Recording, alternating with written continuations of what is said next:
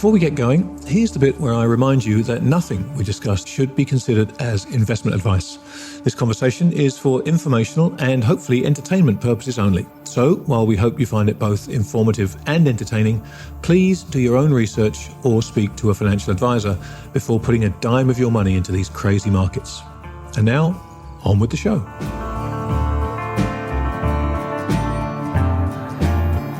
Welcome everybody to another edition of the Grant Williams podcast. I have been running around with my tail on fire, so I apologise that it's been a while and the podcast has been a bit sporadic in the last couple of months, but we will be back to a slightly more normal frequency in the next couple of months. And I'm delighted to say that my guest today to start that process is David Murrin. And David Murrin is someone whose work I've followed for a long time, and in my recent conversation with Sir Steven Wilkinson, which hopefully you've listened to, if you haven't, do cue that up because the response to that has been extraordinary.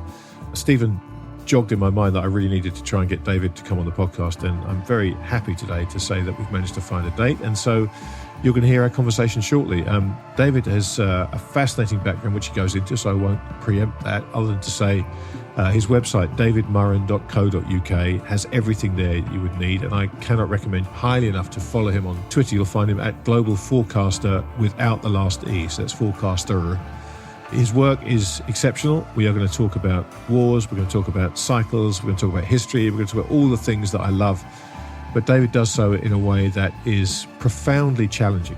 And I think this conversation is going to be difficult for a lot of people. I would urge you to stay with it because the things we discuss are incredibly important. And David is a very eloquent, very knowledgeable commentator and someone who has an ability to disseminate information and raise difficult topics in a way that are remarkably thought-provoking. So if you do feel triggered, if you do want to turn off, please stick with it, and you can feel free to email me or David afterwards and castigate either or both of us if you haven't enjoyed it.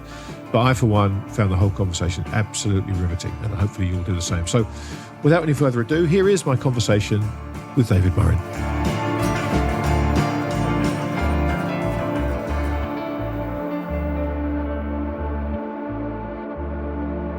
David, welcome to the podcast. It's so good to see you. I've been looking forward to this for a while now. Thanks for doing it. Grant, you're really lovely. Thank you for that kind invitation and introduction. There's so much to talk about, and I love nothing more than a big picture, arm's length discussion about big topics. And you, more than most people, managed to articulate some of the really big things that people are struggling with in such a beautiful way. So I'm really looking forward to digging into a whole bunch of stuff with you.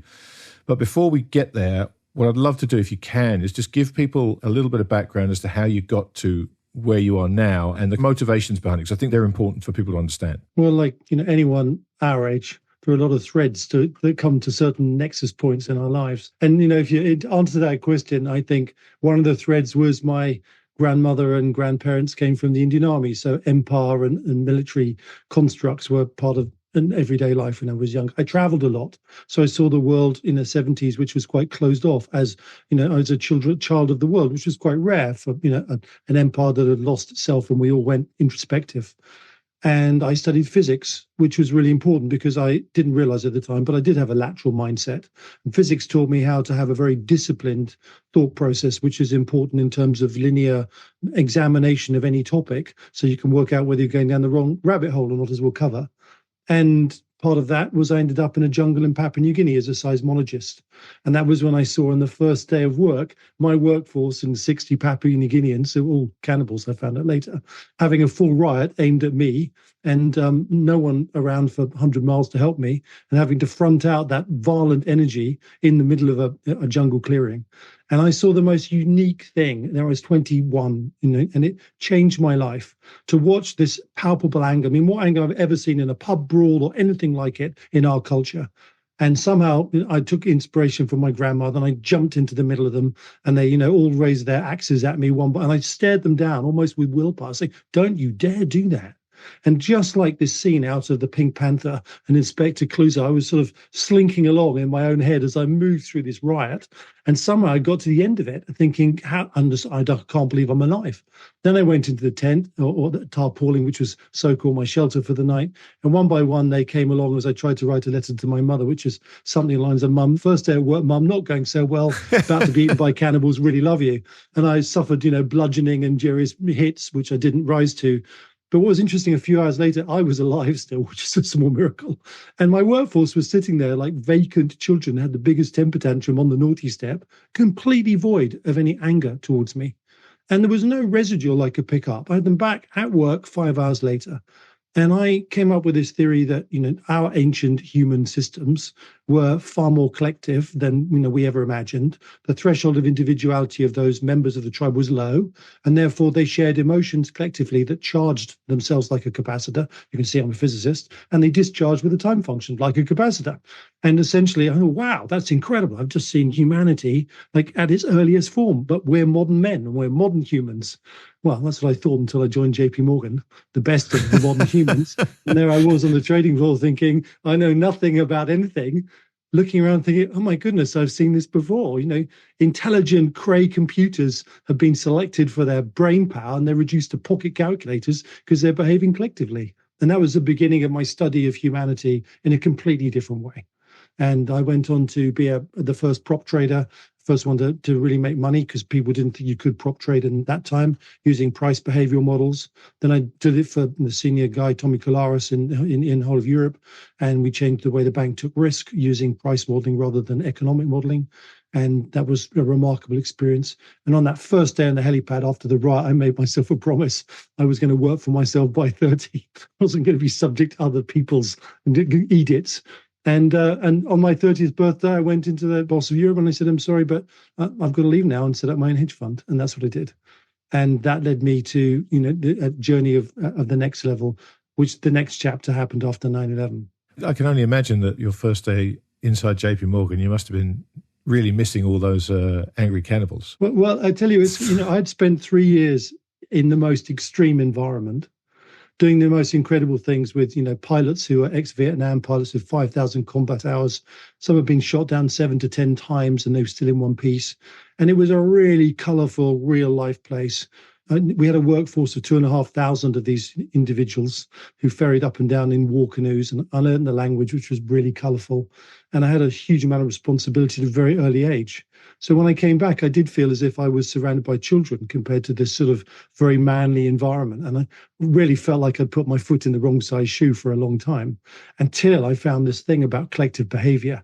And that was really, sent me off on this whole life path, which I'm now talking to you about. And I think the catalyst from when it moved away from markets to real life stuff was 9/11. And my father, it was in aviation, so I knew the moment that plane, the second plane hit, it wasn't a weather beacon gone wrong, as some optimistic commentator at the time said. And I remember sitting in the bath, where I do lots of my serious thinking, without alcohol, I might add. And I was sitting in the bath a few weeks thinking, what if that event wasn't just a random event? What if it was basically a failed immune system? And what if this neoconservative perspective that democracy lives for 100 years and, what happens if we're looking in the opposite direction? And what happens if it's a failed immune system that portends a completely different outcome? How would I evaluate that? And the first thing I observed was there's not enough price data to really look at an evaluation over 120 years when you're talking about a 500-year Western Christian cycle, which they call it, of duration. So I just had to think, how could I do it without price? So I reverse engineered some of the price modeling I'd used, which was inspired by Elliott Wave's work. And I basically reverse engineered, instead of 3 impulses in a correction, it was the impulse wave. So 3 up and 3 down. And then I thought, well, how does a cycle evolve? And I studied history and military history. And I always, from a very young age, thought that history was about wars and about the military and the system that produced it and the mindset. It wasn't about hemlines. It wasn't about social conscience. It was actually about brute force determining the future of systems and how they manifested and used it. So it became very useful. And I created this model for not all wars are equal and defined wars in different ways: wars of expansion, wars of contraction, peak wars, which are civil wars within the system, and civil wars between regionalization and expansion. And there were 5 stages: regionalization, expansion to empire, maturity, overextension, and decline. And I ascribed all the psychology that went with it. And driven by expanding demographics, in effect, I would now articulately say that these systems are self-organizing. So when you have expanding demographics, a system and a human system finds a way of self-organizing, which produces this 5-stage cycle. And it has a lot of subdivisions within it. And those subdivisions are essentially lateral and linear, which we can talk about in a minute, the role of individuals within it to expand, and then the role that linear people play in contracting, which we're living through in this past 2 decades.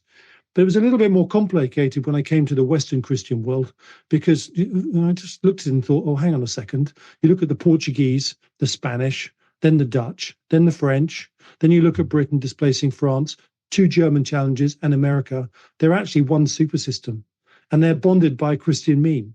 And so it was the idea that it wasn't just national empires, and I haven't seen it replicated anywhere else. It was a memic system that created a bigger organizational process by using a transnational value system of religion. And you can see even in the Western Christian world, it was started with the Catholic systems of the Portuguese and the Spanish and the French. It was really when sea power and lateralization in Holland and Britain's arms got control of small systems that were highly lateralized, using the ocean to control the world. And suddenly with that became greater self-responsibility and the rejuvenation of democracy and devolvement of power rather than hierarchical power, which goes back to the Athens and Sparta dynamic of sea power versus land power. Although their form of democracy we wouldn't recognize, it was still about the devolution of power. And that was a really major realization that basically it was organizational advantage when you were a sea power to do that, because you sent your ships off into the oceans for 3 years and they had to self-govern, self-organize and come back having done the mission. And so lateralization really suited it because it was independence. And we had a navy, the Nelson's Navy that we think of in Trafalgar was a product of 200 years of generational evolution. Probably, I would argue, the most lateral fighting force the world's ever seen, where you could cut off the captain, cut off the first lieutenant, even the midshipmen would be lateral. And everyone understood their roles. And they literally took the fight to the enemy in ways, that were just remarkable, and stayed at sea for up to 3 years without seeing land off Ushant, for example, in the blockade of Brest prior to Trafalgar. So lateralization is part of democratization. And we watched all those processes in terms of our expansion. But then was a horrible reality. Whoops, America's gone into 5th stage decline after 9/11. And that means the last of the Western Christian empires has gone into decline. And oh my goodness, this isn't going to be very fun. Because the next portion of the discussion was a thing called the Kondratiev cycle. If you're not familiar with it, it's a man called, and your readers. No, but please go into it, because I think it's really important. It's really important because actually it's the drumbeat of human evolution. I'm going to take it a stage further than interest rates and inflation. And it was a Russian economist who, bless his heart, tried to manage the Soviet economy for a time. Fell foul of Stalin, ended up in the Gulag and didn't make it. But his ideas of some 54-year cycles, where you saw at the end of them commodity price surges and inflation or cost of borrowing increases, and more importantly, conflicts, was the thing that I remember picking out in 2002. Now, I got on one of these surges and we made our theme, just so you know that it's an applicable concept if you're listening. We got on it and we were buying gold and we were buying silver, Lucor for 60 cents and, you name it, we were on it. And we ran that trend all the way up to the peak in 2010. And it was immensely profitable, even built on the biggest, private agricultural structures in Southern Africa with Harvard on the basis of that thematic. But one of the interesting things about it, which was really alarming, was what it meant was we would be in World War III roughly from 2020 to 22 onwards. Now, I fine-tuned it to 22 or so much later on, but that really worried me. So we had the conditions of the decline of the West, a vacuum, and then we had the rise of Asia because I applied the same process. Japan was the first Asian system in the new super Asian system. China's the second, starting with the Boxer Revolution, and essentially Japan and India is the third, chasing them. And I remember in 2003, I was on CNBC and I was picking the low of the stock market in that cycle. And Jeff was like, well, who's going to buy it? And I said, it'll be the Chinese. They're about to become a powerhouse. I remember the laughter at the moment because they couldn't understand what that meant. And what is interesting about it is China didn't expand, the West contracted, and it moved into that vacuum like all human systems do. And it had been sitting waiting. It should have actually expanded in 49 after the Civil War ended. And it did. It went, for those people that think it's a peaceful organization, it went and had war with everyone around it and stopped in 75. A, because it couldn't go any further, and B, because the glass ceiling of American power meant that it couldn't literally move any further as America developed, overcame the Cold War problem with the Soviet Union. And that is interesting because they were literally coiling to expand, but they had a glass ceiling of American power sitting on top of them. And they tried essentially to go and circumvent that. Even in the third Taiwan Straits crisis, they were looking to use overt power threats, but two carriers and a MU told them they couldn't do it, and they couldn't. So that's when they went totally covert, and they created a brilliant plan to basically use their cheap manufacturing base to seduce the West to invest in it, and then we could lure our collective global inflation, Our capitalists made lots of money, and they knew full well what they were doing by stripping our IP and deindustrializing our world and industrializing their world.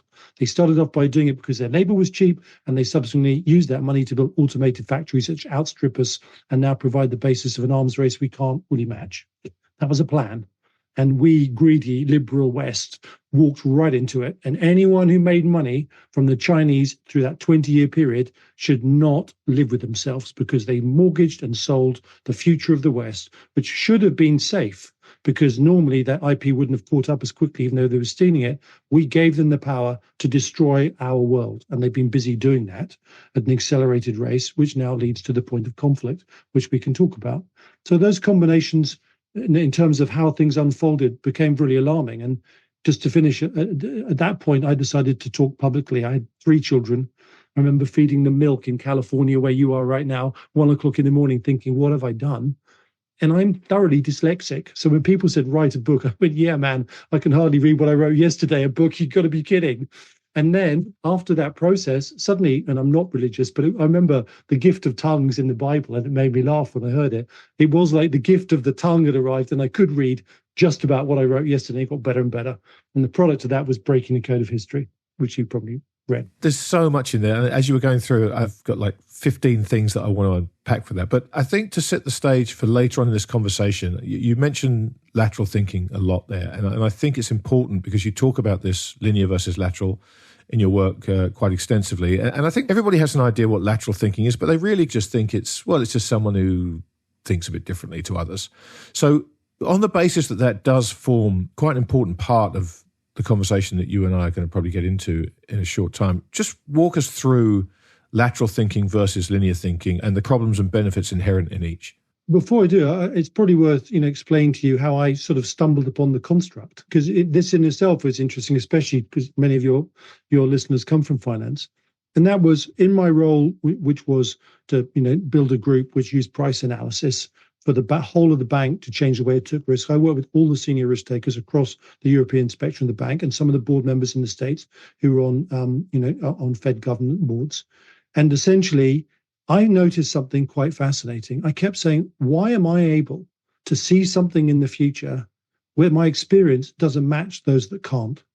And what is it in me that's letting me do that? And, I first of all started off thinking, well, was it education? Was it travel? Was it my thought process? None of it made sense until one day I went down to learn to shoot. And my CPSA coach looked at me and said, hold the gun up. I did. He put a toilet roll he said, hold this toilet roll to your eye, and it landed on my left eye. He said, oh, you're left-eyed and right-handed. And that's how I've shot ever since. So in a sort of almost joke, right, I marked the 100 or so traders on our trading floor. And there were 5 that I thought actually had the ability, that were worth listening to about what would happen tomorrow. There were about 15 who, whatever they said, the opposite happened. And they were really worth betting champagne against because they were just brilliant reverse indicators. But I decided to take my toilet roll round, and I was stunned, because the people that had that ability were all left-eyed. Now, there were a couple of left-handed people, because left-eyedness is cross-lateralization, and they're all men, because women are far more cross-lateralized. It's far more polarized in men.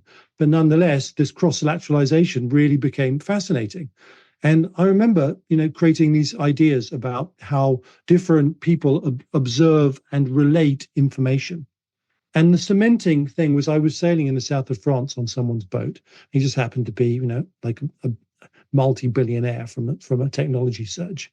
And round his table, there must have been another 10, 20 people like him with the same background. And, being on the trading floor, I have the ability to listen to more conversations than one. And I was quite taken aback at the very nature of those conversations, because everyone on that table was lateral. And that was when I just thought, okay, I keep coming back to this difference. So it took me a little time to formulate this idea. What is lateral? What is linear? It's to do with now, there are arguments about how your brain is used. Some people, when they have neurological scans, say it doesn't exist. Some people say it does, so it's still open. But I'm going to talk about simple functionality. Natural people, for example, I think their origins go back to hunter-gatherers, or especially people by the sea. I notice this because I race sailboats. And the people that do tactics or strategize about how to race a sailboat, they're all lateral. Because it's a multivariable environment, you've got to be able to follow lots of variables simultaneously and synthesize them to an outcome and be adaptive. And that's the same for hunter-gatherers. Every day they woke up, it was a different day for them to hunt their food. New skills, new adaptation. But if you were an agrarian and agrarians came along and bolstered our population, regularity was, important. Seasonal planting, seasonal gathering of crops, livestock feeding, all of it was about regularity. And it was done on land, and therefore the whole collective organism communicated in a completely different way. So I think those are the origins of these two dynamics. I also think the warrior class definitely filtered through from the hunter-gatherers.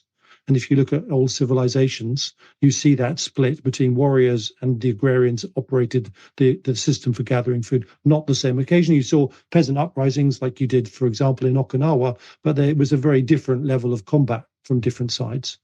So I think we're looking at, we look at beehives and say how interesting, they're all different. But I think humans are a beehive in effect. And I think we do have two fundamentally different types of humans. And we accept those human differences when we watch the Olympics. You and I can't, I couldn't run 100 meters for love nor money. Couldn't do it in like 15 seconds. But, I accept that. But what we don't accept is the biggest differentiating agent is the way our brains formulate and operate. So what we've got is this symbiotic system of lateral and linear. And in fact, we work best together. But we do have very specific capabilities. Lateral people have intuition. And Einstein is a great example. All his ideas were new ideas based on intuitive constructs that then he used his linear mind to justify. That's the ideal. It's not all lateral, it's a combination. Boris Johnson failed totally because he was all lateral with no linearity, no logic, no processing. Margaret Thatcher was lateral and she also had linear processing. So really great leadership is the combination of those two in one person. And also coming with lateralization is a sense of empathy for other people if you choose to hone that skill. And that empathy is a leadership skill because there's nothing worse than being a commander of an organization about to go over the top and not having the measure of the connection with your men. When you go over the top, they're not with you. So people who commanded in battle who did that didn't survive very long. But genealogically, those that did survive. So all of those are lateral qualities. And when I see military organizations, and I do have lectured in the past to senior staff members, I actually warn them about the differentiation between peacetime linearity and leadership and wartime lateralness. And as we'll come on to, one of my biggest, most profound theories is war is embedded in our social evolution because it forces lateralization. That's why we keep having wars, to keep our society lateralized and advancing. But we can come on to that because it's a very big topic. When I first started reading work about this, it all made sense to me. But we've lived in a world for a long time. It feels to me, and feel free to disagree and challenge this, but it feels as though the way the world has been going, and again, we'll get into cycles because I'm a big believer in the cyclical nature of just about everything. But the world has been almost pushing everybody into a linear way of thinking. It's almost as if evolution dictates you get to these points where so much thinking has become linear. And I understand now why you're saying this, that the lateral needs to actually come out in order to stabilize the system again. But the world we live in now feels every day you're being pushed and pushed and pushed into a linear way of thinking about just about everything. You are absolutely 100% correct. And the reason why we are is because of the fifth stage of the empire cycle and what it really does. So as we go into decline, all systems stop being productive in real terms. So real productive measures drop. So real GDP declines. Some bright spark turns around and says, oh, well, hang on. Like real growth has gone from 4 to 2. But if I double the leverage, I'll get up to 4 and then I get re-elected. Great plan, right? So then they do the next one. By the end, we're 40 times leveraged with 0.1% growth to get what looks like 4% growth. So the big question of our time, find me an economist who can tell me what the real unleveraged growth of America is. And people will have an epileptic fit even thinking about it because it isn't. It's teeny. But what socially happens is, say, for example, you've got a country and you're managing the economics of your country badly. Money printing allows you to look like you're doing a good job. So that allows linear, unadaptive people to remain in post. Whereas if you couldn't give them leverage, they'd have to adapt because they were going to go bust. Therefore, they had to change the leadership, make sure it's an adaptive person. So money printing has guaranteed the linearity of our political structure, our military, our businesses. It's everywhere.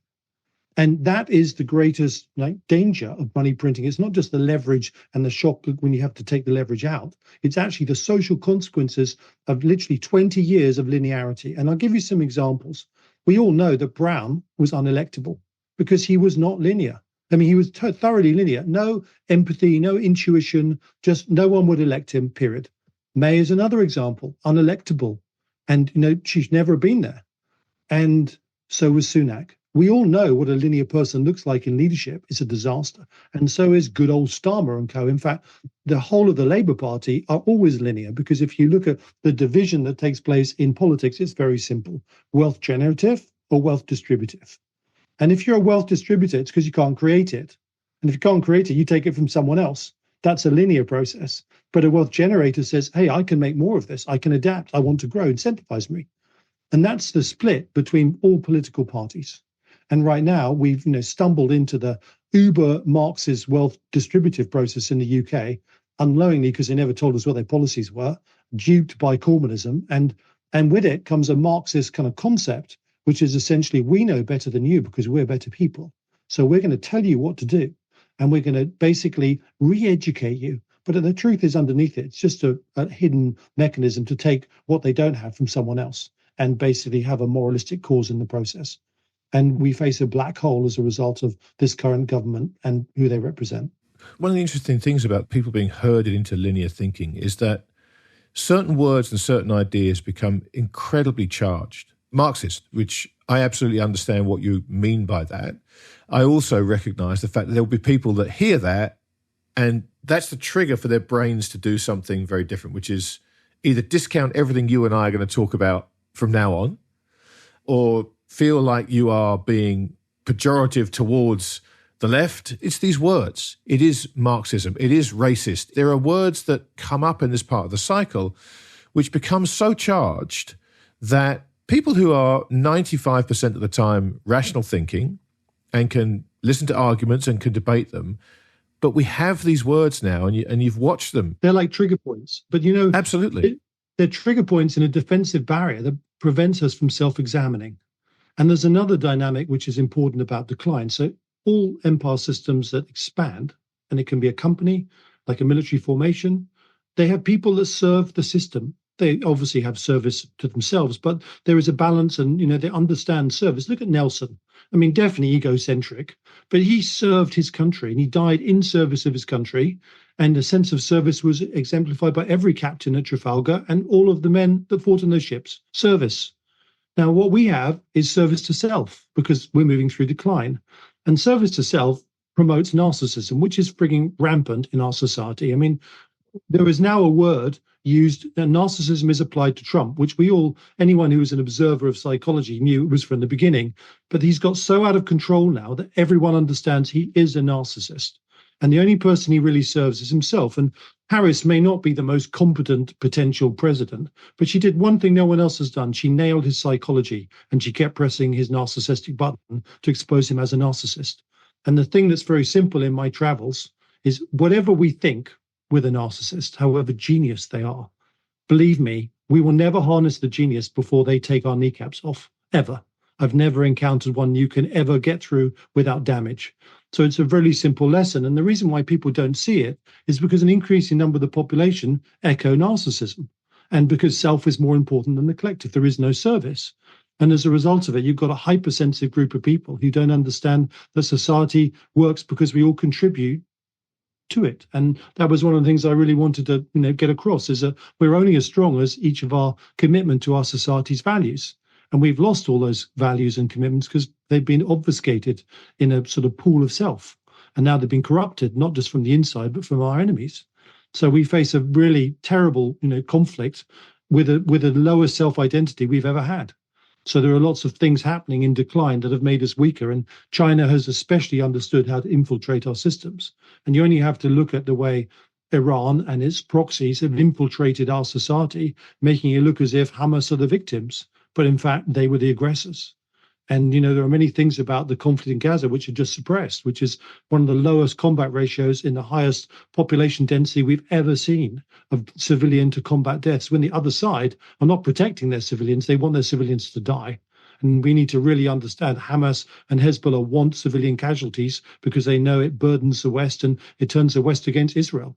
So we need to wake up as to really what our enemy's strategy is. And it's revolting, the idea that Hamas, the government of Gaza, actually wanted its population to die as part of its strategy to overcome Israel. It's the most repugnant strategy I've ever seen. Even the Nazis didn't operate like that. Let's stick on this. This is fascinating. And I apologize. We're going to jump around all over the place because every time you open your mouth, I get all these synapses firing.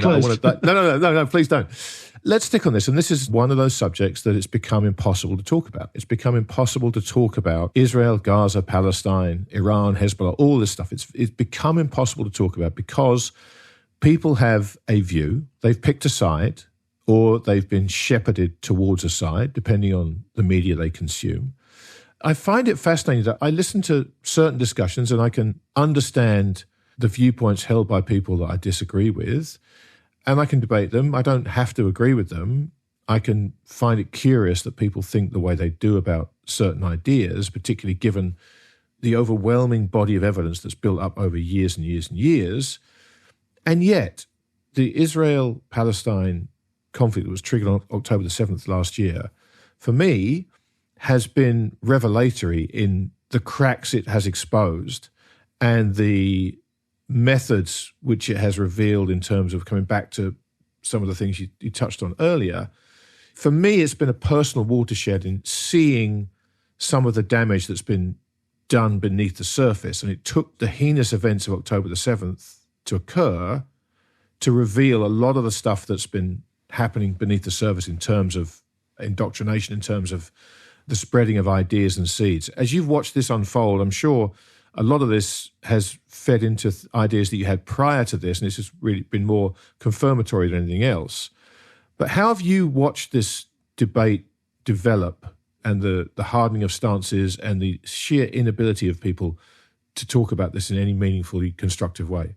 So one of the things about my work is I wanted to create a series of perspectives and views on the world that weren't based on which side of the bed I fell out of or how I was educated, but to actually look at the way humans really organize themselves and the way we really behave, not the way the victors write about it. Because actually, if you look forensically at history, you can decode it to see this underlying pattern. And this underlying pattern creates some very, very clear behavioral traits. Systems expand. Democratic systems, like hierarchical system, every system is like a virus. It expands as far as it can until it reaches a point where it can't go any further and it implodes. Doesn't matter what the value set is, democratic, hierarchical, dictatorial, we all do the same. So that's really important. There is no right or wrong, and the Western world happens to have dominated. There is a fundamental issue at stake, and that is the difference that started and is exemplified by Sparta and Athens. Hierarchical human systems, which have one person at the top, in which everyone has a lesser ability to reach their full potential as a human being because they're sublimated to a bigger system. That's hierarchy.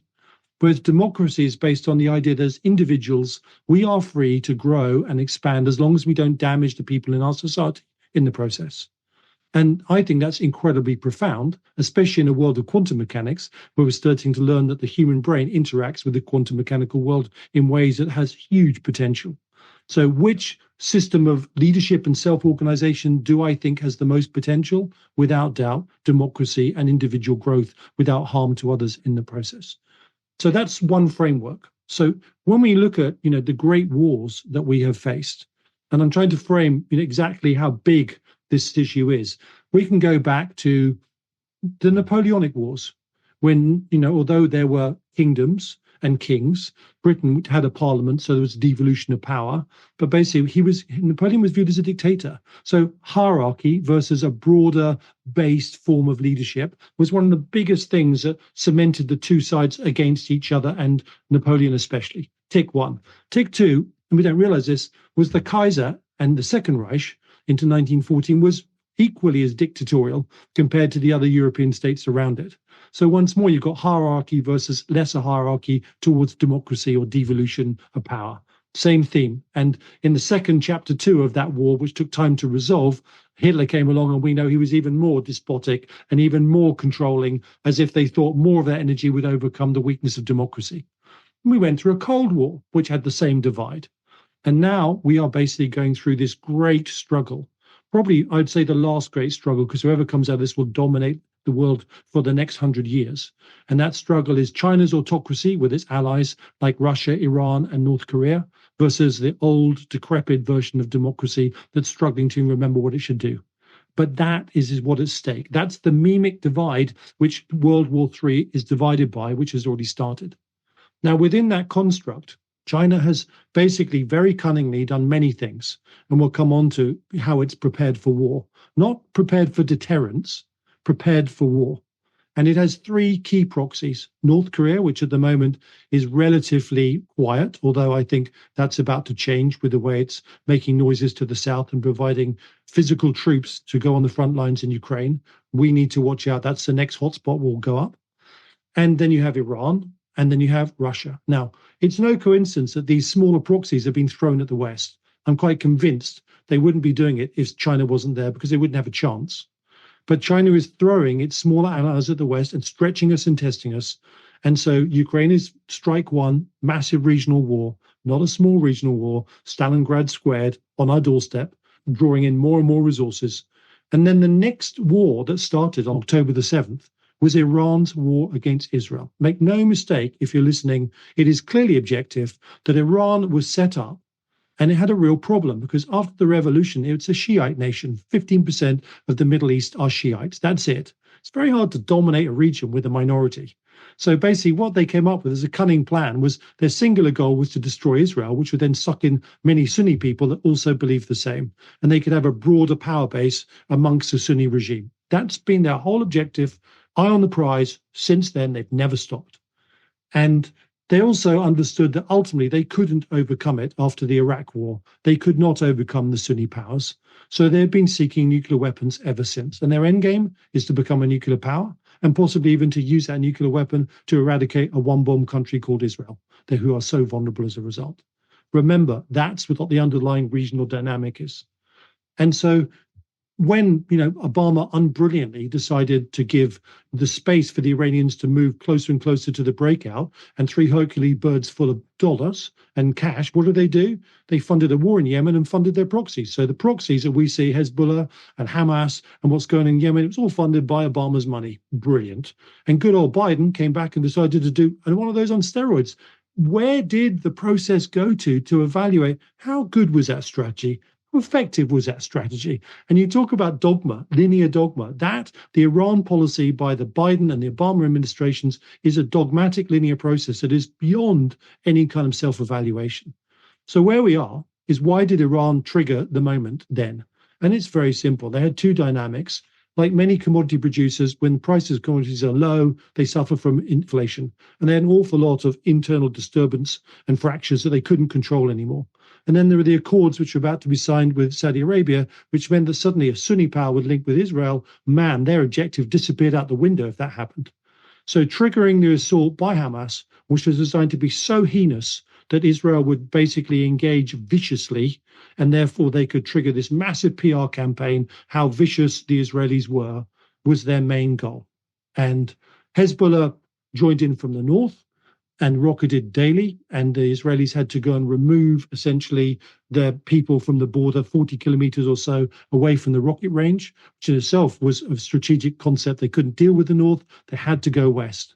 Now, what happened next, I find really intriguing, because I do honestly suspect, I'm not a big fan of hardcore Zionism, just as I should declare. It's as bad as any other version of extreme belief systems. And I think for the first week, if you really looked at it, the IDF went mad. And they should never have done that, because they lost the PR narrative at that stage. And they didn't even have an anti-PR campaign to go and come back and say, God, that was a mistake. We were hurting. Something terrible has happened to us. And something terrible did happen to them. I think if they hadn't have gone through with those young people at the festival, they might well have got even further into Israel, because there was nothing to stop them in those early hours, apart from the bravery of individuals who stood and fought. And if it was our country, rest assured, we would be unbelievably, pathologically angry at the country that took aim at us. And I say country because Hamas was an independent government of a strip. It wasn't a terrorist organization. It was a state-on-state act. And now, this is the next bit that's really intriguing, is all states are supposed to protect their population. And, even the Germans, as we joked about earlier, protected their population in the war. But Hamas's whole gameplay was get as many of its population killed, because that would then play into the hands of isolating Israel from Western support. And despite, after the week of, I would say, probably not the best behavior, and, I have a sympathy towards that, but it took place. And I have huge sympathy for the civilians caught in this. It must be terrible. But nonetheless, Hamas took a decision to see its population killed as often as possible. And the Israelis, even though the numbers come from the Hamas regime, 45,000 dead, it's quite a remarkable number compared to almost half of them are combatants. And especially when you recognize those combatants surround themselves by children at all times. And the IDF call off numerous strikes because there are children as shields all over the place. It's a terrible battle to fight. And I think that if it had been Britain or America, we would have made a terrible hash of it in comparison, far greater casualties, because it's such a complex battle zone. And yet they've lost the PR battle. And now it's happening in Lebanon, the same kind of process. So, I think that comes down actually to Zionist hubris. And they really have lost the plot in terms of trying to understand they need to actually win the PR battle. And they are actually behaving within the realms of reasonableness, considering they're fighting for their very own survival, as we've seen with the recent missile attacks. And I think it's important to understand what those missile attacks really meant, because the Iranians are making a nuclear breakout. Rest assured, they are breaking out. We know they got 42 kilograms of 90% enriched uranium and 42 kilograms per bomb, and that's a crude bomb.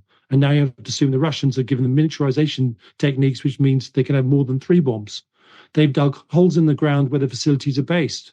So in this period, and I think the Iranian strategy was to throw Hamas essentially in front of the IDF while they made their breakout. What went wrong was when they turned to Hezbollah 2 weeks later, the sword of Damocles had been eradicated and turned into a tiny dagger of Damocles. And they panicked, which is why they launched their missile attack. But their missile attack wasn't just a missile attack. And, one of the things that I do along with financial markets is I'm really into military weapons and how they're fought and the dynamics of them. And I've long argued we are now in the age of missiles. So study of missiles and their defense is critical. And people are just perhaps waking up to that.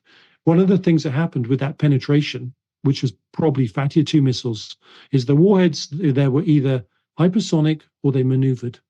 And that's really significant because it means that instead of building 10 bombs to break through the defense systems, you might only need 3. So we have moved ourselves to the cusp of a terrible point.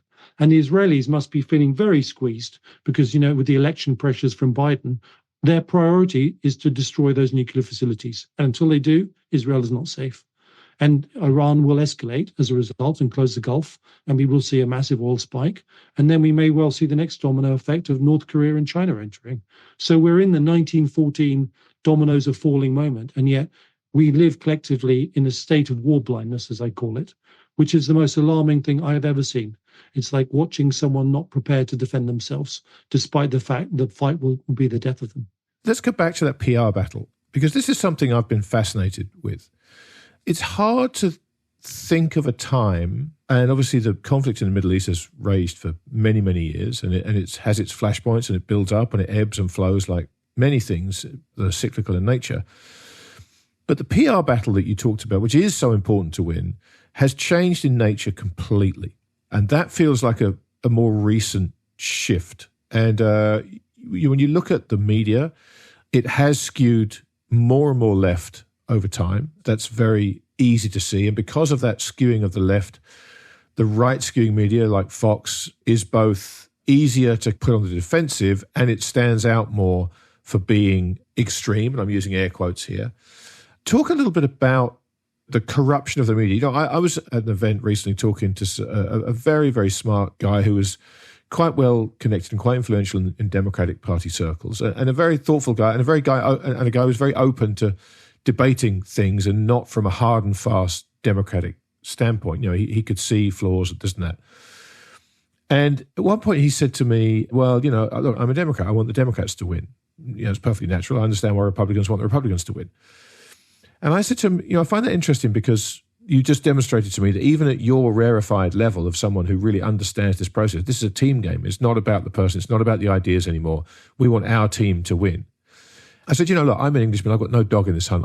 I watch it with a perverse sense of fascination more than curiosity more than anything else at this point. But I said, the one thing that I'm really surprised about is just how overtly the media in America is in the tank for Harris and the Democrats. I said, since Biden was sidelined, the reinvention of Harris by the left-leaning media has been extraordinary to me to watch. And, the Time magazine cover and all the things we saw that were at such a heel turn. And this guy, even with the depth of his knowledge, the depth of his intelligence, the depth of his EQ around the whole thing, he said, I don't think that at all. I'm curious why you would say that. And we ended up talking about it for a little while. And this was what I felt. And if he's listening, I hope he is listening, because I found him to be devastatingly good company. But it felt like there was this blind spot. And it feels like no matter where you are in this whole kind of matrix of understanding what's going on, everybody has a blind spot somewhere. And it seems to me that the media is perhaps the most crucial blind spot for people to somehow recognize and then try to deal with. And it's a long rambling soliloquy rather than a question, but I'd love your thoughts on all that. I think your observations are spot on. And to answer that, again, I'm not going to say what David Murrin thinks. I'm going to try and explain it to you in terms of the sort of human systems which I've talked about and how systems operate to explain why we've got to this point. And at the fifth stage of empire of decline, I mentioned to you, systems start to print money. What that means is asset prices go up, but real growth actually doesn't. And that means the poverty line moves up through the echelons of society. And the demands for redistribution increase, which is why left policies and left thinking processes rise to the fore, because it's a collective response to rebalancing people that are now under the poverty level and at it, and life is harder. And so ideas of the left really do start to rise because that's what the system unconsciously believes it needs. So if you go and look at Biden, he's a super linear dude. I mean, he's a disastrous person. As a linear leader, he will go down and make Chamberlain look like an apprentice in terms of how he's appeased his way into these wars and the bigger context of war. And so the whole system unconsciously becomes more and more left-facing, demanding redistribution, taking the process that people are victimized rather than self-responsible and therefore can do something about it, and just stuck in this paradigm while watching a few people whose assets go through the roof as the state prints money. And that creates resentment and envy, which then fuels more redistribution. And the media is at the cutting edge of that process. Media is interesting because it involves people with artistic tendencies. They can be quite visual and lateral. So then they will tend to pick it up first, because always on the cutting edge of social change, you'll see lateral people can be either side, but you'll see that artistic tendency. If you go to Hollywood, it's always a Democrat. It's never a Republican, because they're lateral, creative people. So what you're seeing is that trend in spades writ large. I mean, we've got it now with Starmer. Now, our condition is not the condition, and we committed harikari, putting it nicely, by bringing in the Labour Party, because, in fact, we are a growthful system that bottomed out in the 70s, went through an expansionary phase, and Brexit, I argue, was a regional civil war that could have lateralized us and taken us forward if it wasn't for the arrival of the pandemic, which nailed us. It is the pandemic that nailed us, which came from China, but we can talk about that perhaps somewhere else. And so what you're seeing in America is a system that's declining with its arms pointing downwards head first, and it's got a super linear system. You find less and less right-facing organizations because there's less resonance. And the thing about Trump is, although he was relevant in 2016, he's less relevant now. If you had to take a bet, although it looks very even, the bet would always favor wealth distribution as more and more people are submerged under the poverty line, which is why Harris, I suspect, is marginally favored, although it comes down to a few states. And I would, if someone said, which one is it going to be? I think it's probably going to be Harris, because it's about wealth distribution. And then at the other side, Trump is essentially a narcissist. Not because I lean one way or the other, but I think Trump is going to win quite handily, would be my guess on it. But we'll get into that in a little while, for sure. Well, yeah, happily. I mean, I don't believe the poll leads, because you need 3% basically to be clear, because they're so left facing, they're going to add 3% on whatever happens. So it's pretty fine. And what happens in the next 2 weeks over Israel might well sway it. Anything that demands the image of a strong leader in the next 2 weeks, we'll flip it to Trump. And, Bibi isn't a big friend of Biden, and he may well pull the trigger before. And that makes a difference. So we're into the sort of 2 weeks of what goes on. But his form of strength is false strength, in my opinion, but that he would unconsciously appeal to people on that basis. Back to the media and back to COVID, because COVID was clearly, whichever way you want to look at this, whether it's societal, whether it's political, whether it's economic, financial, it was a massive turning point in so many ways. And I've heard you talk about this before, and you, like me, believe that this was a man-made virus. I happen to believe that too. But I'm curious as to understand how the system works in terms of the reasons for demonizing the people that said that at the beginning. Because as we've gone through this, not just the pandemic, but an awful lot of these things that start as conspiracy theories, there's a high proliferation of very public flogging of people that come up with anti-consensus ideas. And then slowly but surely, the time and truth come out and we start to see the cracks in the facade. They're always dealt with quietly, which, again, I understand, and it's not like I don't understand this. But what I'm curious about is why, at the beginning of the pandemic, why it was that there was this refusal to entertain this idea that this was made in a Chinese lab, where all the signs pointed to that, all the signs. And that's not to say it was deliberately leaked. It could have accidentally got out. It's not about motive. It's about what actually happened. What is it that at times like this make it so imperative to control the narrative and control the narrative in such a way that it quietens the maximum number of people? To answer your question in terms of Britain, we'll talk about Britain and America as two separate things. In terms of the stages of empire Britain was in, it had been through regionalisation, and Brexit was about lateralisation. It was a civil war, the first one that's ever been conducted in history that didn't require blood to be spilt between brothers. And in that respect, I was really excited by its potential to be a historical change agent, that you could have a civil war, in effect, that would bring lateralisation without bloodshed within the constraints of a powerful legal and state system. So we know the navigation to that point and the moment when Boris stepped out into the open as the Prime Minister, with a clean slate. And we know that that should have been a point of lateralisation, and global Britain was at least created and born. And part of that process is relevant. Now, the failure of a proper all-out war like the English Civil War meant by the end of it, the parliamentarians were fully lateralised. There were no people left on the other side, and everyone was lateralised because the linear people died, and they died on the battlefield and they were culled. So the problem that happened with this lovely idea of a non-bloodletting civil war is what happened was the linear people just ducked and dug a hole. The whole blob in Westminster dug a hole and said, oops, hopefully it'll go away. Now, if Cummings had had free reign, he would have been the chaotic change agent of entropy that, in fact, would have been represented by war. His madness and chips on all shoulders would have shot people all over the place, which is a sort of representation of a wartime effect. He would have ramped through the civil service, decimated it, left it not functioning, but from which green shoots could arise. The reason why it was Cummings was because Boris couldn't come up with a strategy for love nor money. He was, a lateral person with no detail orientation. And that's one of the problems that happened when COVID hit. Boris didn't have Margaret Thatcher's scientific background to say, give me the evidence about how it's actually dealing with, it's going for old people and how it's shortening their lives, but not young people. Okay, why don't I say those people and leave this part of the economy to work? He didn't have that logic. In fact, that's one of the problems of having an all-lateral. He did initially, didn't he? He did. And then he was cowed. That was his intuition. But then there's another agent, and that's a somewhat malicious Gove, who's one of these dark characters who is, seeks power at all costs. And together with the Loeb and the scientific advisors, who were thoroughly linear, they waited for their moment. And their moment was the government forgot to look after the older. They didn't secure the old people, didn't think about them. And that made them politically vulnerable to this linear takeover. And it was like the reversal of Brexit through a pandemic, where the linear people got hold of it. They got rid of the Barrington Declaration, the lockdowns were going to work, and they just basically, suddenly they reasserted the control they'd lost through Brexit. And then sure enough, the process discredited Boris. And to be fair, if he really was smart, he should have said, these laws don't apply to us because we're a government and we're an isolated group trying to run the country and we need social interaction.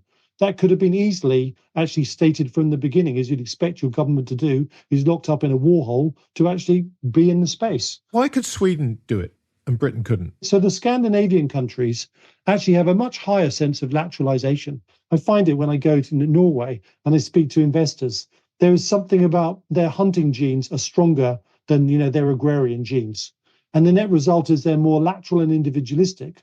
So they were closer to doing it. And we were like a crab that basically got rid of one shell and we hadn't got the other shell. We were in transformation at a very delicate stage where all of the lateral people were still in their holes waiting to get out, and they did.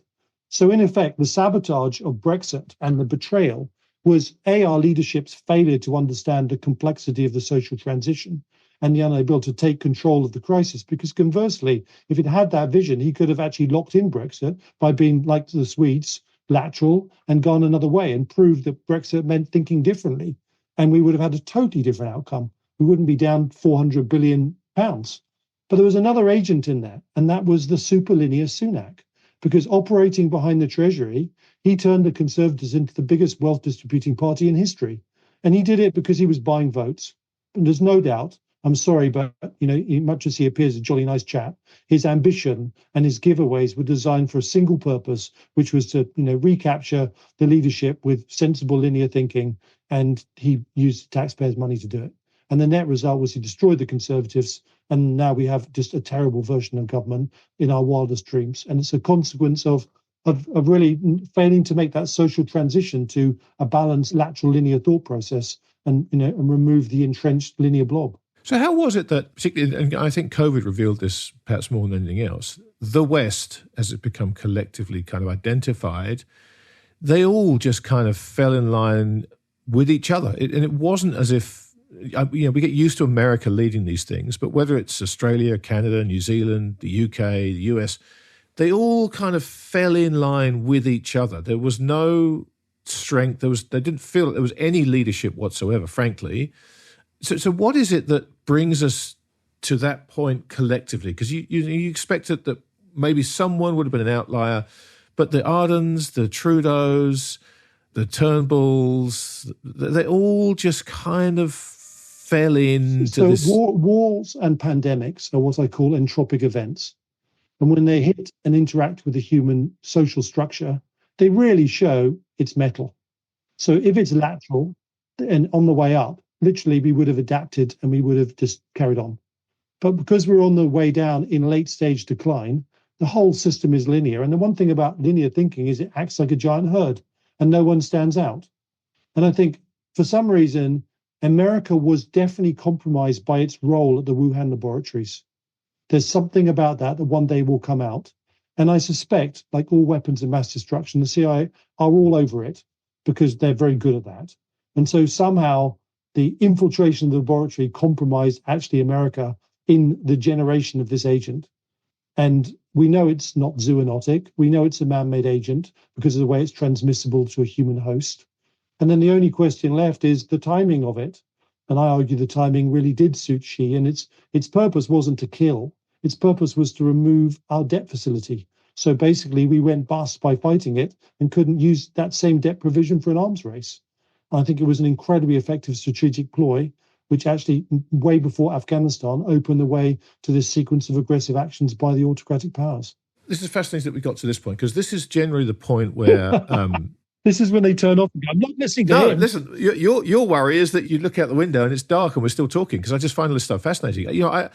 When I listen to this stuff, and I'm always trying to work out my own limits and the words and the things that trigger me and don't stop me listening, but I recognize that I start listening in a different way.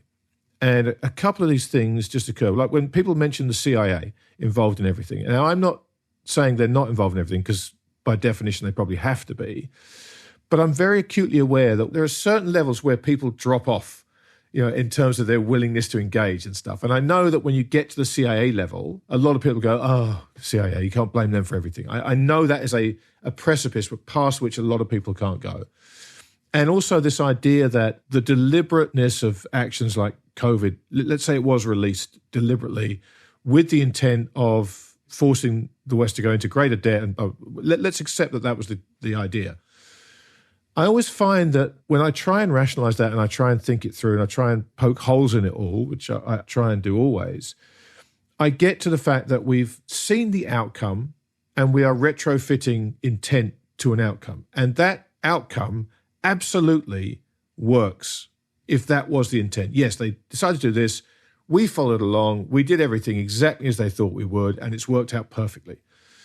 What that seems to me always to kind of fail to take into account is the incredible complexity of all these systems and the fact that had they decided to do that and release this with the intent of us going into debt and X, Y, Z, all the dots being joined, there's a very, very, very small chance that that's how the dominoes would have fallen, simply because of the complexity of the world we live in and the systems and the reaction functions of everyone.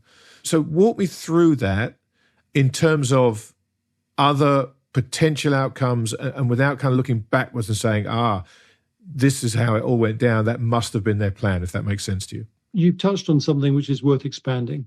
And, I get some feedback saying he's so deterministic in a complex world of variables. Why is he so sure? And I will answer and said, first of all, I, as a physicist, really believe in the quantum universe and the multiple variabilities that take place. But you would have to. Right? Yeah. You have to, right? Because it's now all around us in quantum computing and everything else. So I don't come at this as a dogmatic person. But within that construct of quantum realities, what I would argue is our human collective mindset keeps manifesting the same cycles. And it keeps doing those cycles in the same way because we're collectively unconscious. And that is what makes our behavior so predictable. It doesn't have to be. If we understand that we're in these cycles, then we can make different decisions, which is one of the missions behind breaking the code of history. But right now, we are collectively unconscious and we keep doing the same things. Despite having intelligent people, that's not the same as conscious people. So in terms of this particular circumstance, one of my predictions in breaking the code of history is the next global pandemic would come from a Chinese weapons laboratory. I wrote that in 2009. And I wrote that very clearly because there are two fascinating things. When you look at disease transmission through rising systems and falling systems, there is always a mechanism where the rising system passes a disease to the falling system. Smallpox, backwards and forwards. All of those processes, if you look at them, there's a swap of disease pool reservoirs. And when new systems rise, they bring their diseases and spread them. So a simple hypothesis of system to system was China would give us something. Right? Now, that sounds so general. But there was another aspect to this, and that is that I had ascertained that China would prepare for war, essentially from 2020 onwards into the 2030 Kondratiev peak. And one of the problems you have as you are challenging hegemon is you have the problem of asymmetry. You can't just build the same number of warships as the Germans tried to do in the arms race into 1914, because actually you may not have the industrial base or the building capability. And you certainly can't do it unless there's a restart, like the Dreadnought restart, because the hegemon has had decades to build super aircraft carriers like America has. So you have to find weapon systems which are cheap and find the holes in the other side. And biological weapons was something I really highlighted. Genetic biological weapons that killed and also injured and debilitated. And so when the symptoms came in the Wuhan, I was able to warn people in mid-November, this was a global pandemic and it was coming our way. Now, in terms of the timing of it, was it random? You must remember that the Chinese had been using a covert system of challenge until Trump stumbled all over them and exposed them as a trade competitor. And suddenly the West's immune system finally kind of woke up.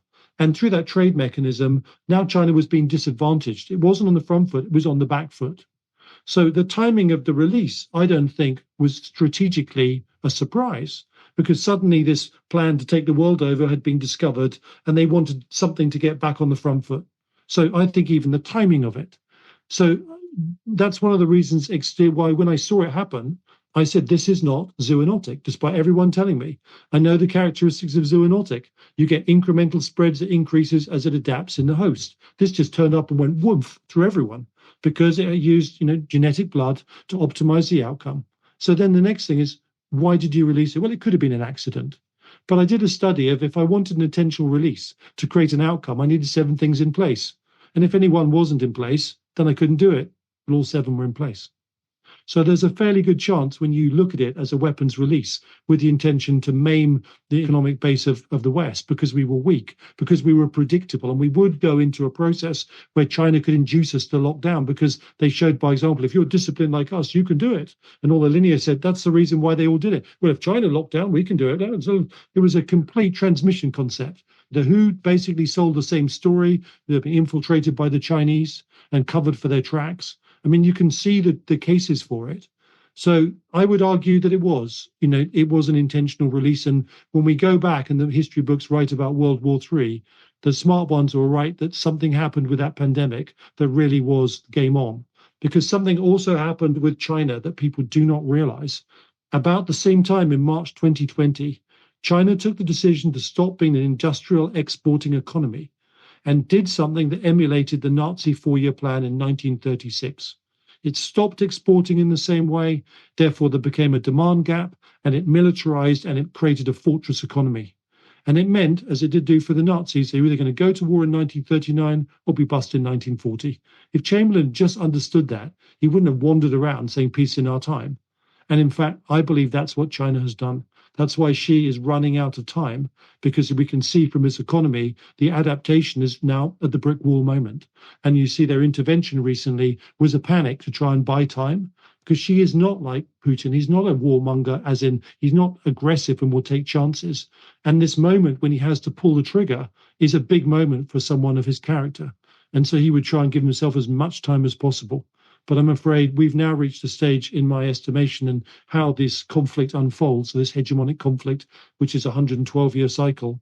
Basically, all the dominoes are going to fall right in front of us. And I've been warning from the time the invasion took place, escalation is all we will see. We will never see de-escalation because we're on the front face of this Kondratiev cycle. And Kondratiev waves are essentially entropic surges.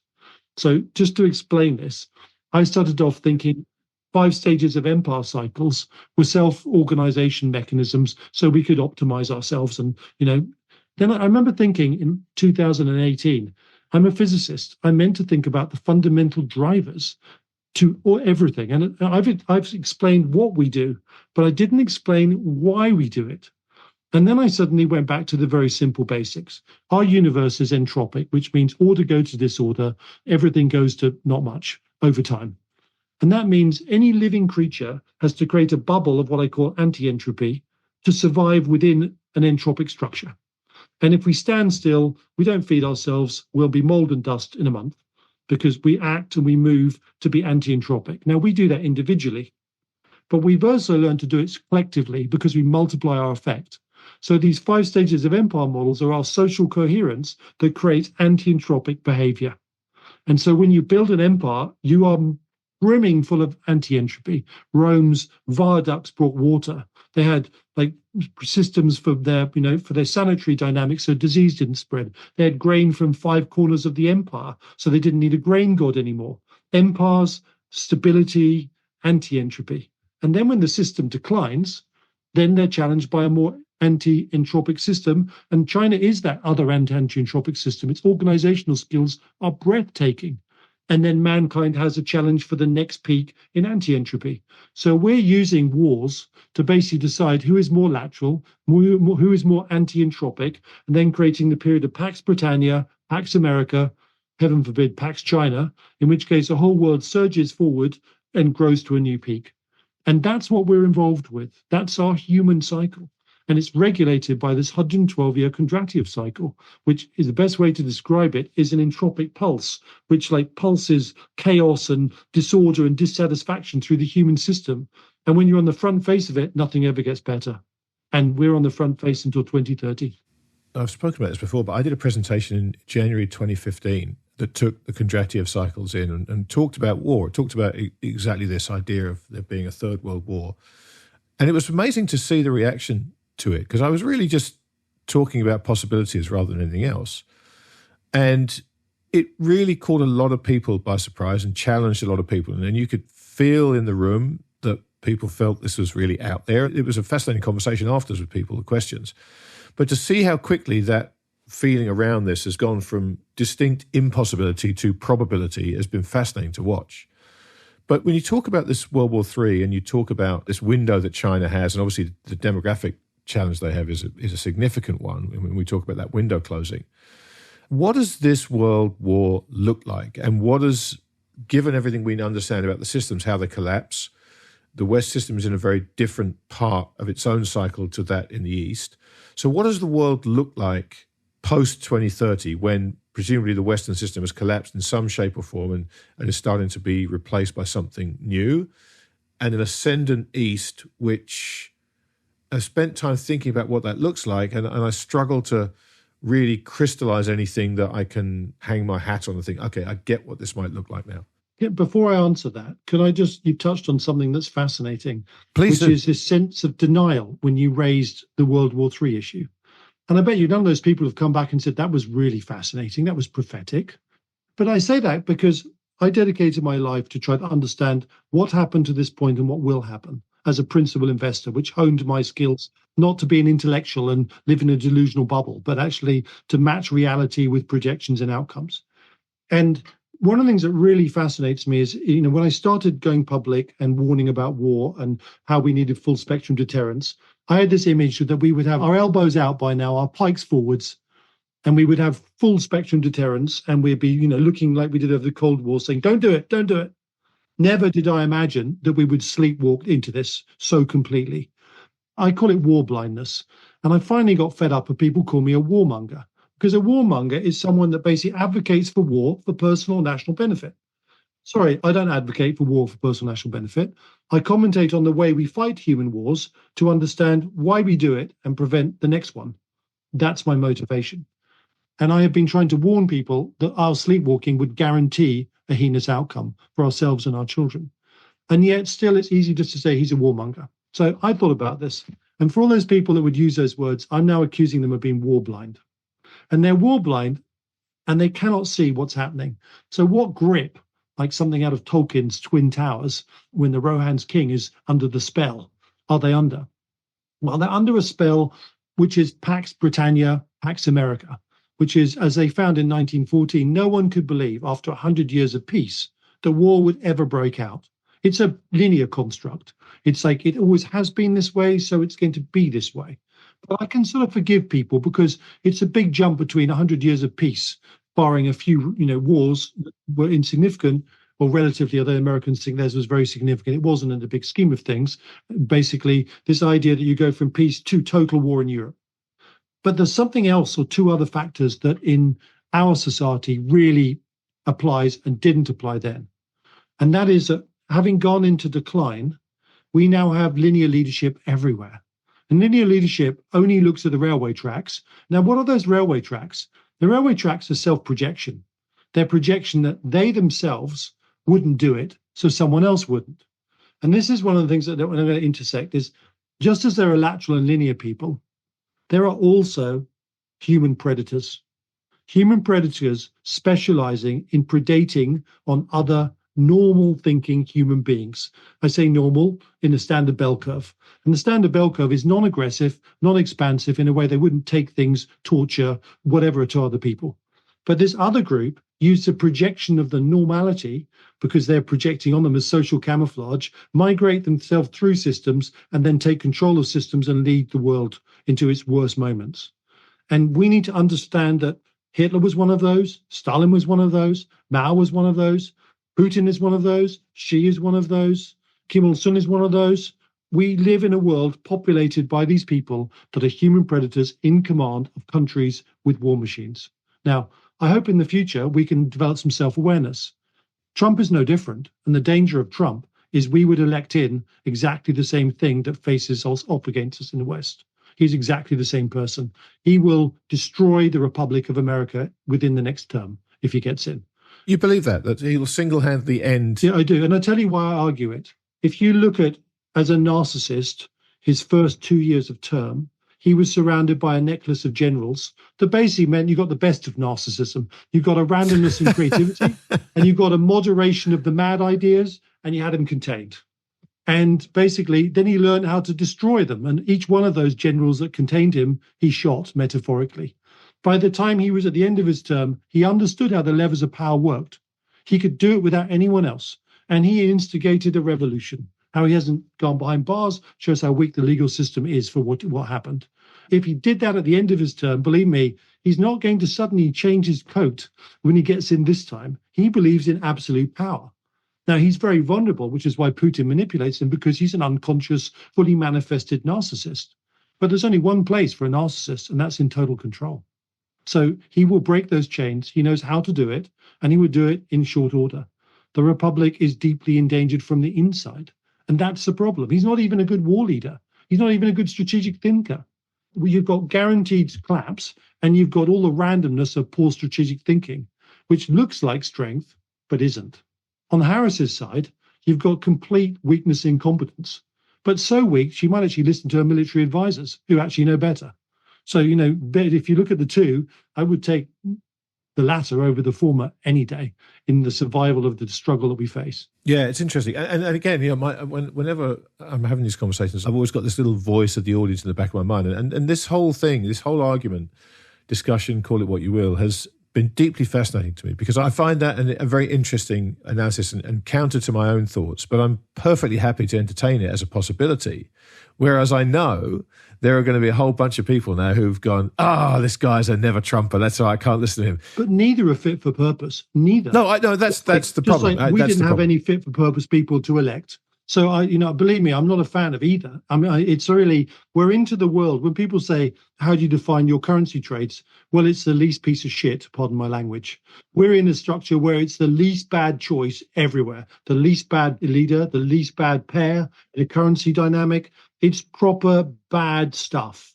There's nothing that shines apart from gold, silver, and a bit of Bitcoin intermediately. Yeah, it's funny. I've gone through that same thought process as you, and where I came down was that neither is a very good option. In fact, both are terrible options, but it felt to me that Harris was the more problematic because of her weakness. I hadn't thought of it the way you've just put it in terms of her listening to her generals. I hadn't thought of it that way. I felt that the last thing the world needs now is a weak leader in the White House, and she seems weak and wholly unqualified for the job. I guess we can't say Trump is, because he's held the job. So you can argue that. And I also thought that maybe if he wins, he's got essentially 2 years where he can actually do anything, and then he's going to be a lame duck. The overarching sadness for me here is that we have to think of it in these terms, that we have two people singly unfit for purpose for the greatest, most important, most powerful job in the world at a time when the world needs the right person in that job. And I'm sure you've thought about this a lot. Perhaps that's a symptom of this end of stage rather than a problem for it. We have to get here in the end. Sadly, you have just put your finger on it. Decline means decline. It doesn't mean I pretend to decline and I have a hero in the wings. It means there are no heroes. The system implodes. And I've come from a stage of trying to warn people to realizing that it's all too late. I mean, I think this thing is unfolding, whether it's Iran, whether it's North Korea, whether it's China's 4-year plan coming to an end like Nazi Germany did. It's all happening in front of our eyes. We are now in the next fully blown stage. And all I can think of is the parallels of the Chamberlain government, which were, I would say, similarly lateral. Even though his heart was in the right place, he'd fought in the First World War himself. But they fought a war with no predictable mindset towards the enemy. And by the time the Norway campaign had a disaster, they were evicted. And we were lucky we had Churchill in the wings to replace him, who fully lateralized the war machine. Now, it was another 2 years before we had a victory. And Churchill survived God knows what pressures to do it. But I've come to the conclusion the only way that the lateral part of our society is going to have a breath and a voice is the linear section is going to drive us into a brick wall, and we're going to hit it really hard. And the hard hit is going to come from our enemies who exploit us. And it's no longer going to be somewhere else, like in Israel or somewhere else in Ukraine. It's going to be brought home when we lose the Asian basin totally to Chinese rule. And you talked about what does a war look like, and I've written a number of books about it. So just remember this, and it's a very sobering concept. The Royal Navy that won Trafalgar was the most powerful fighting force in the world. It was twofold: one, generational lateralized leadership, and the greatest shipbuilding industrial base in the world. Portsmouth was the center of the Industrial Revolution, and we harnessed it to build more ships more capably than anyone else. copper bottoms were a good example that we put on faster than anyone else. That meant, for people not listening, boats became unfouled for longer and therefore could outspeed and outfight their enemies. Same thing happened in the First World War. We basically outbuilt Germany in the dreadnought race because we had massive shipbuilding capability. The same thing happened in the Second World War with America. Massive shipbuilding capability. It came out of the war as the world's great global maritime hegemony, and it eclipsed Britain, who still had shipbuilding capability but was now bust. China has the greatest shipbuilding capability in the world by an enormous factor. And by the time they take the South Koreans and the Japanese shipyards, we are really in trouble. So what do I think China's strategic plan is? It is quite simply to move its influence out to the second and third island chain, including Australia and Guam, and to eject America from the region, to consolidate it in the way that the Japanese didn't quite manage to do, to integrate the flow of resources from Russia and the flow of resources from that region, and to build thousands of ships that will come out as a blue water navy and reverse what we did to everyone else, which was take the oceans and take the continents one by one.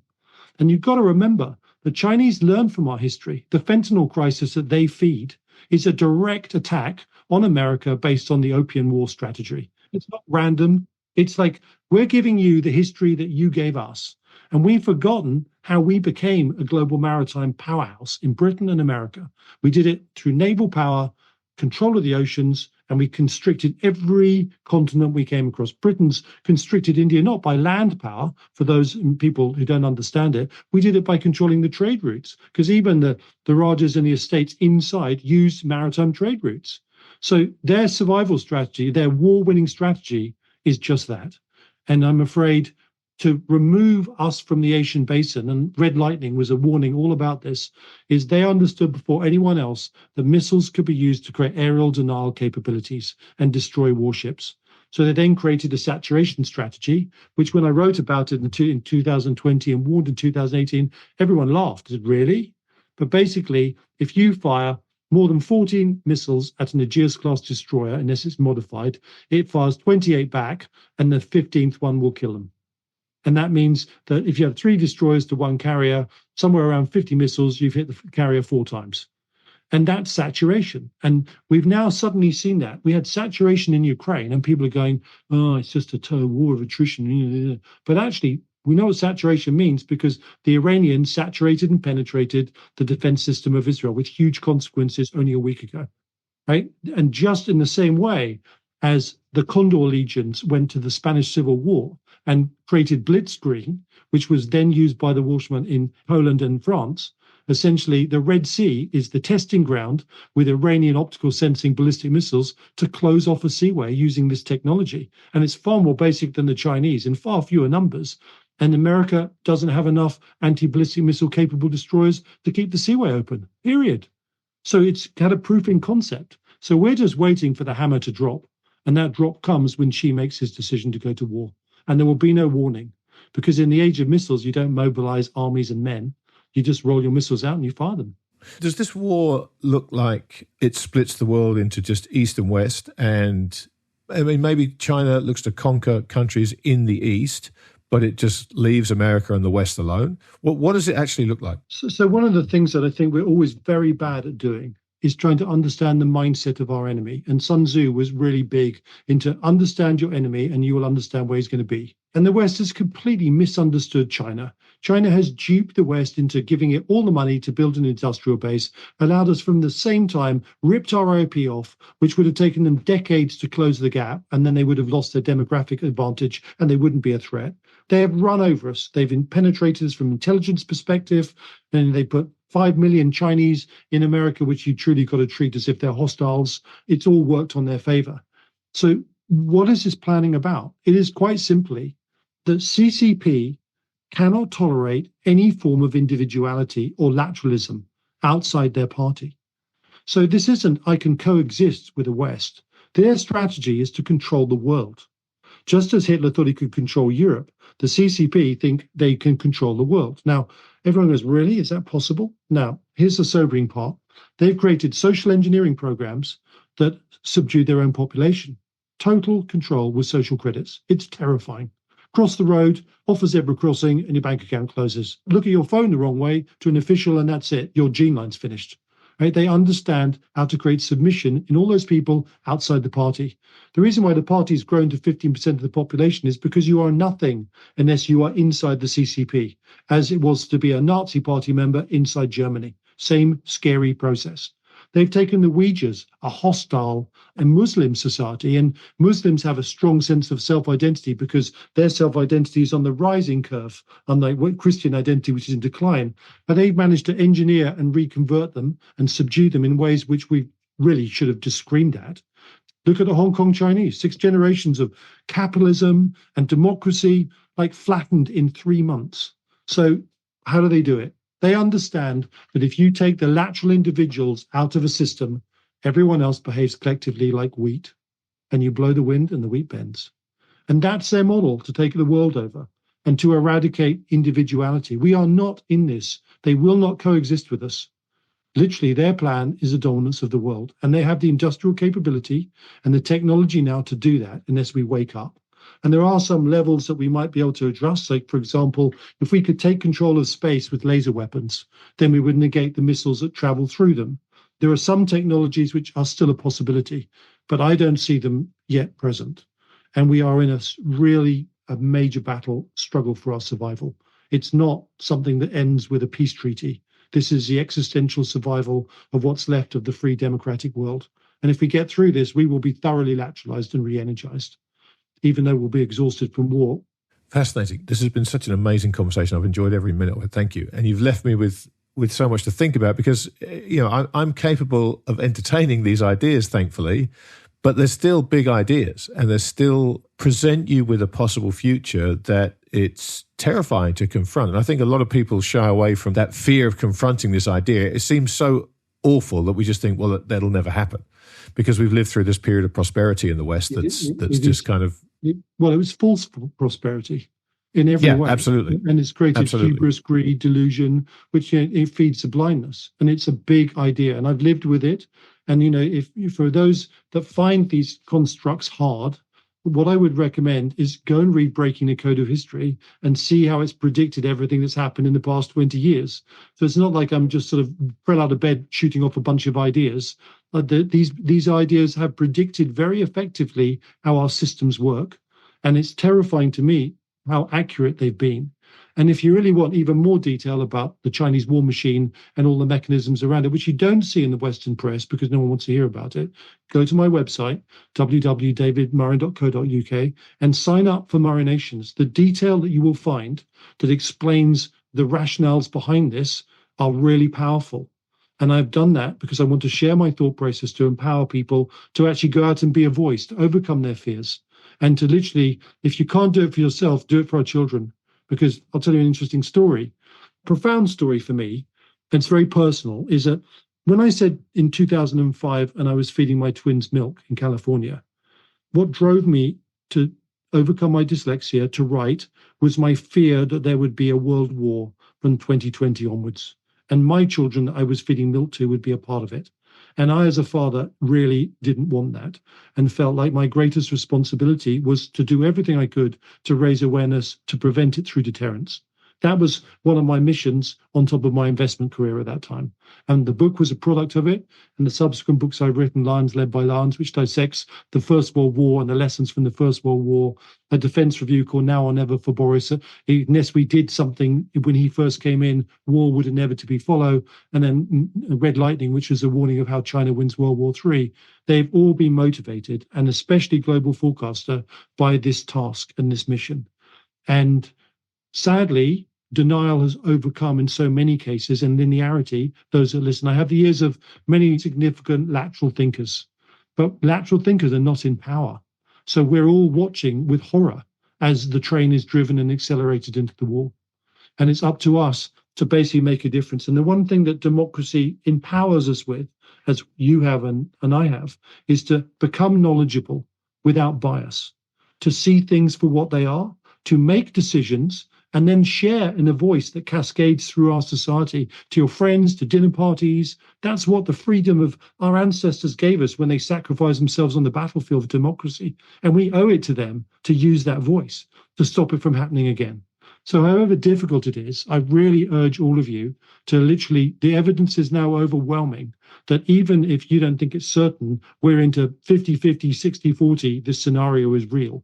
And it takes time before you edge the stats up to like 95% because you need to read the stuff. But I urge you, if you feel like you love your children, to do it for our children because they're the ones that'll suffer. Anyway, my oldest son is 23. He came out of university, went to Durham, did a master's, went into the city.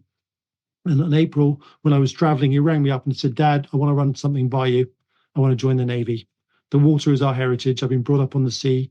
And I want to become a weapons officer and go to Dartmouth." Now, he has been brought up with the reality that I've shared with you, that we are going to World War III. This will be an existential battle. And he has taken a decision to go into the Navy, not because he thinks it's a jolly time or some self-development, knowing that he is going to World War III, because we've had long conversations about it. And when initially he used the word, "I hope it isn't," I said, "No, you can't. You have to believe it is and be prepared for the worst because now it's really clear." And I was so angry. I mean, I'm not an angry person, but I was so angry for 5 weeks that my son, who is like all fathers, but he's a fine young man, is going to now go on the front line to protect our society. He's not woke. He's not self-indulgent. He has a sense of service and adventure and capability, which thank goodness puts him and others of his generation on the front line. But our failures mean that the best of our generation are going to go and have to defend it. And yet those people that would see its undermining and decline, who are selfish, narcissistic, introspective in terms of sensitive about things and can't see things objectively, have weakened our society, they won't be the ones doing the fighting. David, whenever I record these podcasts, really all I can hope for is to give people something to think about. I'm not trying to preach to people. I'm not trying to change anybody's mind. I'm just trying to have interesting conversations and leave people with things to think about. And you have done that in spades today. I cannot thank you enough for your time and your eloquence and your willingness to talk about things that, a lot of people shy away from. And, there will be people who've struggled. I mean, a lot of them won't be listening with us now. There'll be people who've made it to the end of this conversation and feel challenged in many, many ways by the things that you've had to talk about. But hopefully, they can sit down and reflect on the nature of that feeling of being challenged. Because I think for me, the sense of challenge I get is just this challenge to open yourself up to outcomes which you don't want to believe are possible because they're just too awful to contemplate. And I think a lot of us shut down when we get to that point. We go, "Oh, no, that'll never happen. I don't want to think about it." But your work written and your appearances on other podcasts and media stuff I've followed for years. And I'm truly, truly grateful to have this chance to talk with you. And you've left me with a lot to think about. And hopefully we can continue this conversation at a later date because it's been absolutely fascinating. Well, you're a wonderful partner in crime to discuss things with. And you've touched on something which, I don't know, we each have things we do which we take for granted, but probably are our superpowers. And I didn't ever want to speak publicly, but somehow I seem to have an ability to speak publicly. And someone came up to me a number of years ago and said, "I heard you speak 10 years ago. And I listened to you and I thought, what a load of crap." But then 48 hours later, I thought, "Oh my God, he's right." And he's been following my work ever since. So what happened in that interchange? And I've often thought about it. I think that somehow I was given the ability to reconnect dots in people's heads that creates different thought processes. And that's really what I'm talking about. I want people to go away with this construct because it's so powerful in understanding what we are, who we are, and where we're going, to use the construct, because then we become more conscious collectively. And that's hopefully, for all of those who've got to the end of this and made it, hopefully you'll be aware of a process like that. And I don't feel this is an egocentric process. I genuinely think my threads that made up the moment, I have a mission. I was given that mission, and I'm not religious, but I think we have soulful purpose. And I was given that mission to try and make a difference. And it's not an easy process at times. It's quite challenging. So I really appreciate the opportunity to share this with you in an open medium and urge everyone to go to my website. It's there for a reason. And if you support my work and you read my work, A, you become enabled in the cascade of change, and B, then your contribution allows me to go and spread the word further, and then means that we're not all these individual lateral people in a dark room feeling something's wrong and not working together. Beautifully put. David, it's been an honour and a pleasure. Thank you so much. And I hope you will come back on and we can continue this conversation another day. I'd love to, Grant. Thank you very much. Well, there you have it, folks. Challenging, thought-provoking, informative. It's very difficult to find enough adjectives to describe that conversation. I found it remarkably engrossing, and I hope you did too. If you didn't, feel free to email me and tell me why. I won't be offended if you tell me that it was a bit of a struggle for you. Please do go to David's website, davidmurrin.co.uk. Sign up for Murrinations. David's books, Breaking the Code of History, Red Lightning, you should really take a look at. He's got another book coming out shortly, Breaking the Code of War, which I will consume the day it's released. And please do engage with him. You know, David, as he said there, welcomes the engagement. He gets plenty of it because the things he talks about are so controversial. But I think personally he does so in a way that is the first step on the way to engaging and discussing topics which people tend to shy away from. So my thanks again to David Murrin, davidmurrin.co.uk, at Global Forecaster on Twitter. Please follow him. Please support his work. And yes, I will definitely invite David back to continue this conversation again, because I feel that we've just scratched the surface, as I said. That's it from me. I'll be back with another guest in the not too distant future. In the meantime, as always, my sincere thanks to you for listening.